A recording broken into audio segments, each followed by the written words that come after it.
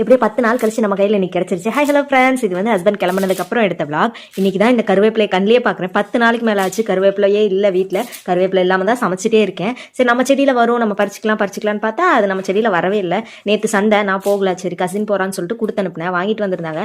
நைட்டே அப்படியே அலசி எடுத்து வச்சுட்டேன் கட்டோட, கொஞ்சம் ட்ரை ஆகட்டும் அப்படின்னு சொல்லிட்டு. மார்னிங் அவர் கிளம்புனதுக்கப்புறம் வேலையை அதை எடுத்து உருவி வச்சிடலாம் அப்படின்னு சொல்லிட்டு உருவி வச்சா நல்லா ஃப்ரெஷ்ஷாக அந்த ஸ்மெல்லே சூப்பராக இருந்துச்சு. கருவேப்பிலைக்கு இவ்வளோ எக்ஸைட் ஆகிறது நானாக தான் இருப்பேன். ஏன்னா 10 நாளைக்கு மேலே ஆச்சா, அது இல்லாமல் சமைக்கவே பிடிக்கல.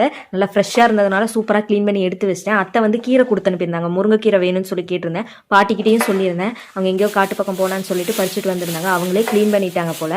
நான் ஓப்பன் பண்ணி பார்த்தா அதுலேயும் கருவேப்பிலை இருந்துச்சு. கிடைச்சா ஒட்டு மொத்தமாக கிடைக்கும், இல்லைன்னா கிடைக்கவே கிடைக்காது.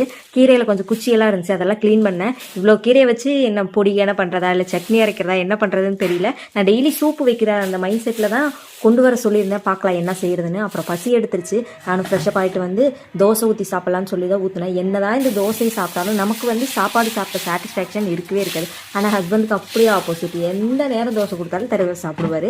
நமக்கு அப்படி ஒரு பொருத்தத்தில் அமைஞ்சிருக்குது. 2 தோசை மட்டும் ஊற்றி அது கூட நல்லா தக்காளி சட்னியும் மரவள்ளிக்கிழங்கு வந்து ஃப்ரை பண்ணியிருந்தேன். சூப்பராக இருந்துச்சு. இதுவும் வச்சு நல்லா சூப்பராக சாப்பிட்டாச்சு. டிவி பார்த்துட்டே தான் சாப்பிட்டேன். சாப்பிட்டு முடிச்சு ஹஸ்பண்ட் கால் பண்ணி ஒரு பார்சல் வந்திருக்காமடா, அவன் போய் வாங்கிட்டு வா அப்படின்னு சொன்னாங்க. போய் வாங்கிட்டு வந்துட்டு சரி உள்ளே போகாட்டி என்ன வெளியே உட்காந்து ஓப்பன் பண்ணி பார்க்கலான்னு சொல்லிட்டு வெளியே படியிலேயே அப்படியே உட்காந்து ஓப்பன் பண்ணிட்டு இருந்தேன். இதை ரொம்ப நாளாக வெயிட் பண்ணிட்டு இருந்தேன், வருமானு. இன்னைக்கு வந்துருச்சு. அதுவும் வாங்கி நான் தலைகீழாக வச்சுட்டு பார்த்துட்டு இருந்திருக்கேன். ஐயோ என்னடா இப்படி வந்துருச்சுன்னு வீடியோ எடிட் பண்ணும்போது தான் நானே பார்க்குறேன்.